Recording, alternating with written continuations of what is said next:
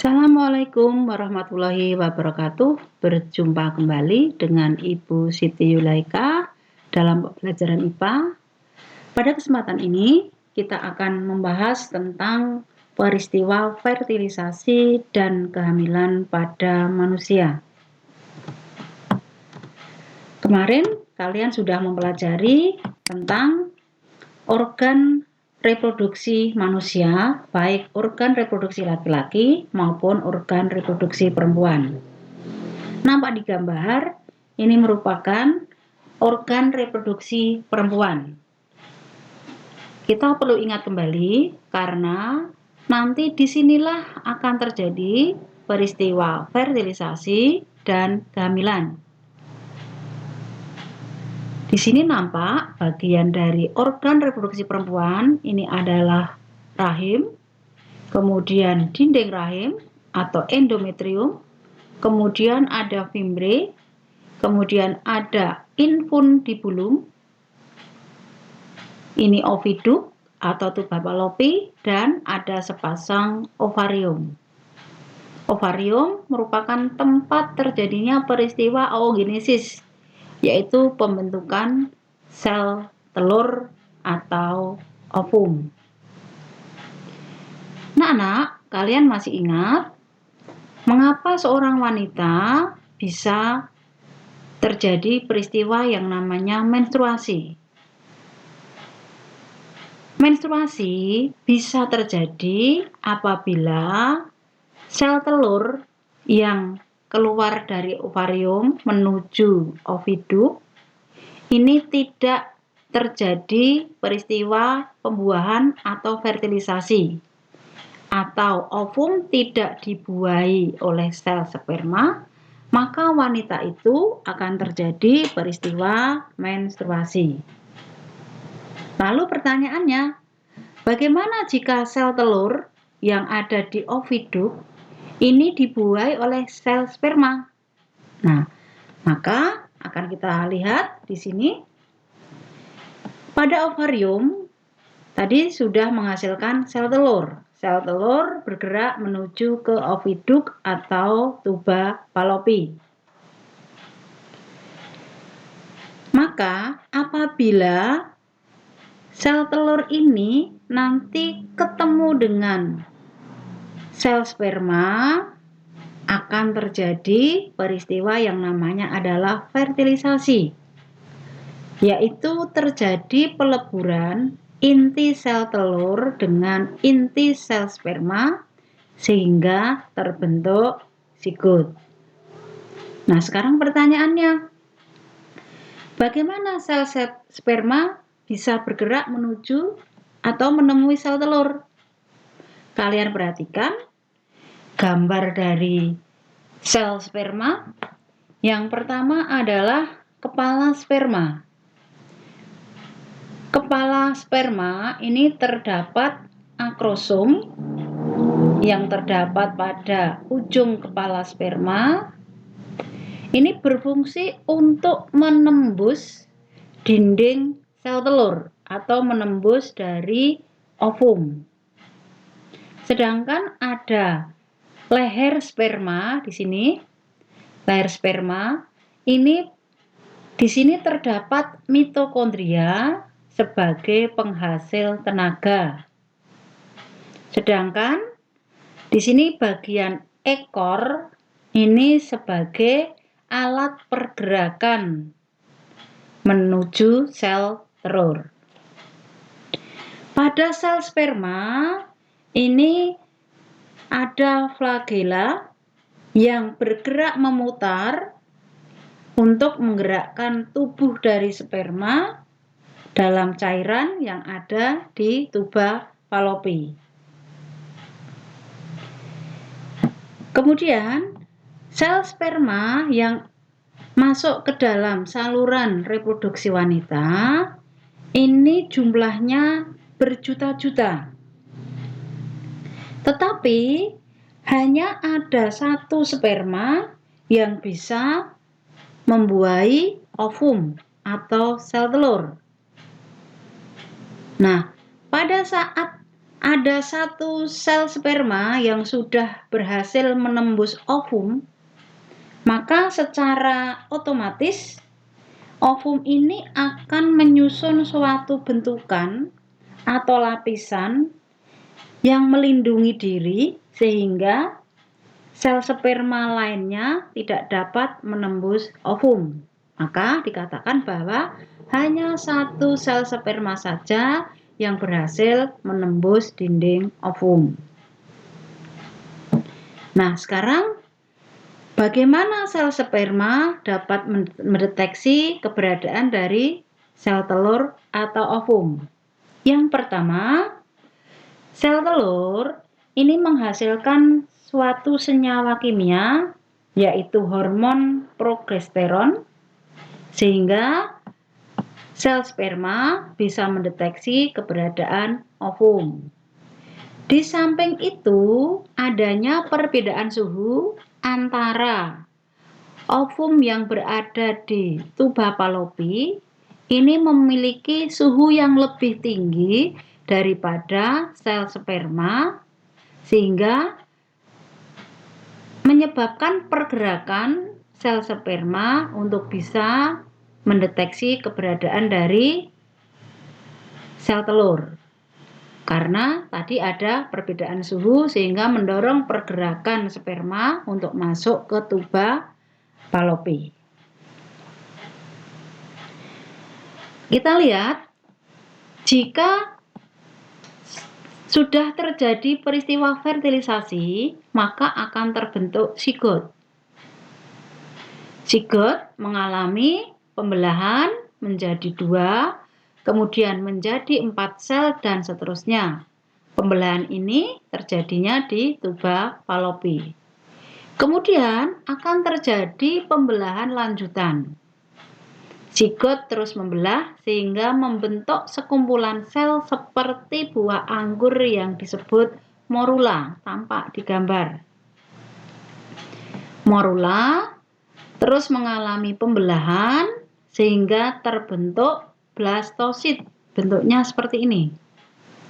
Blastosit selanjutnya menempel ke dalam dinding rahim atau endometrium yang disebut proses implantasi.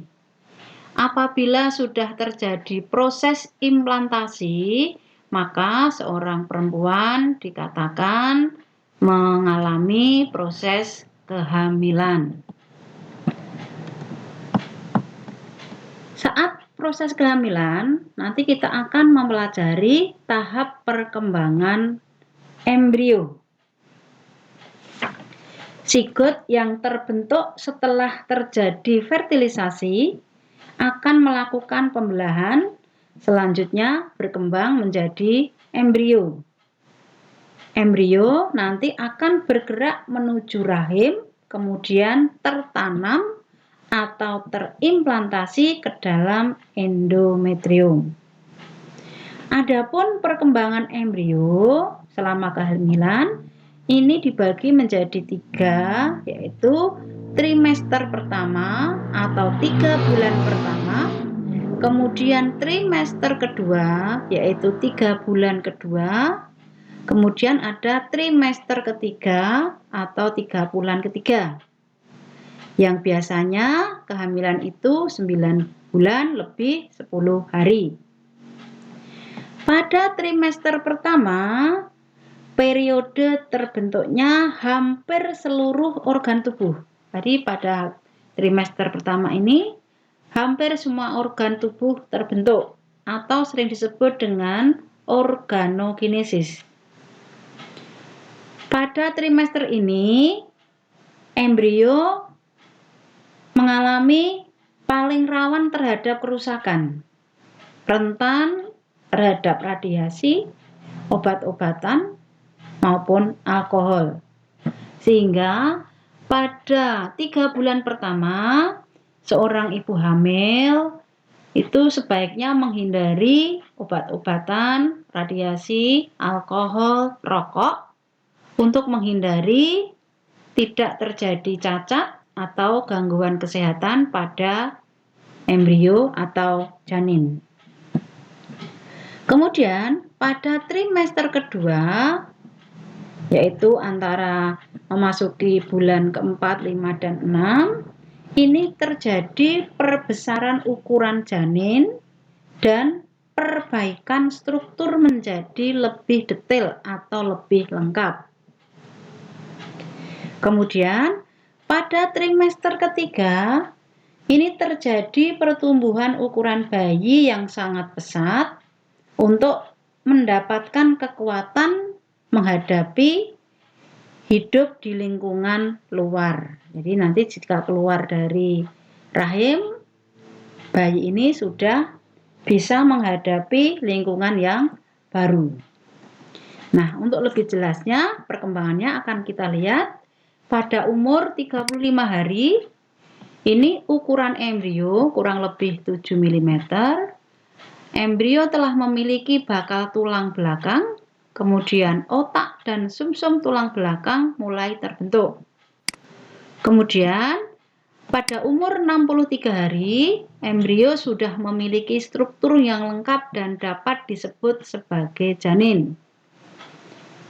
Janin berukuran kurang lebih 5,5 cm. Kemudian janin terlekat pada tali pusar yang terhubung dengan plasenta dan terlindungi oleh kantong amnion atau kantong ketuban.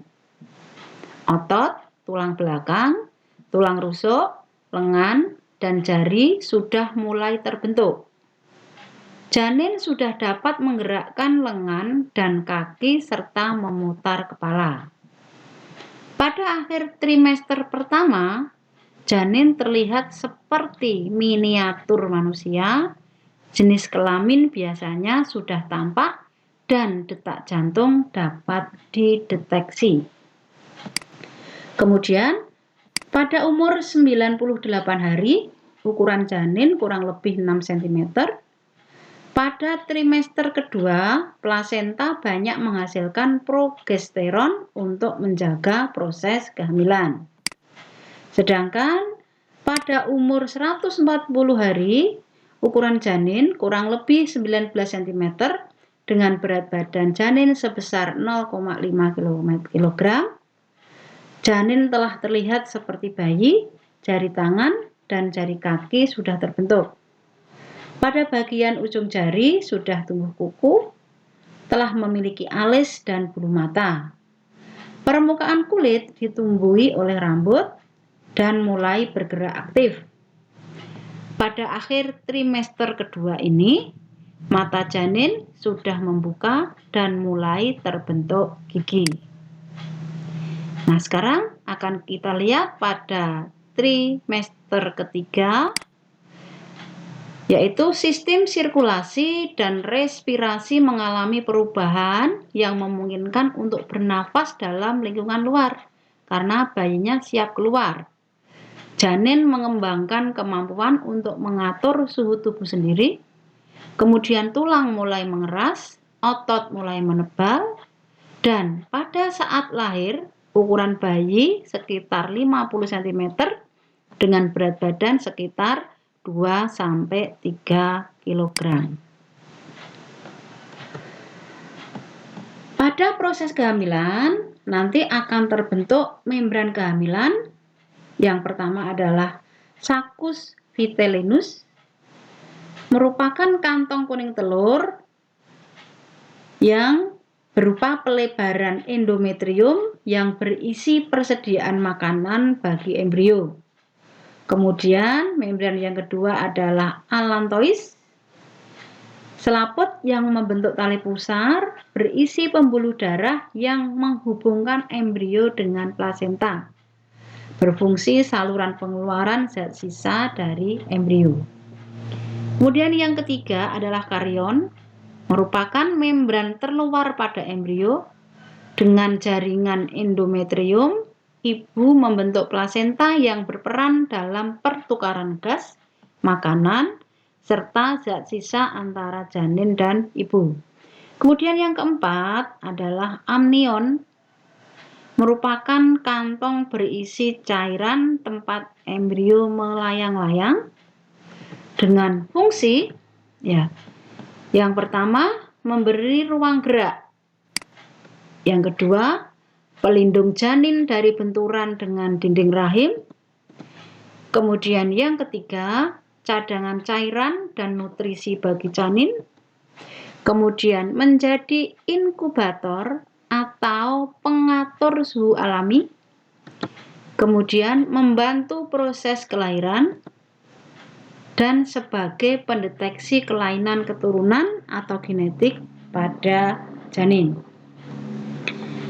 Nah, untuk mengetahui proses kehamilan atau kesehatan kehamilan atau perkembangan embrio atau janin dalam perut, maka dilakukan yang namanya ultrasonografi.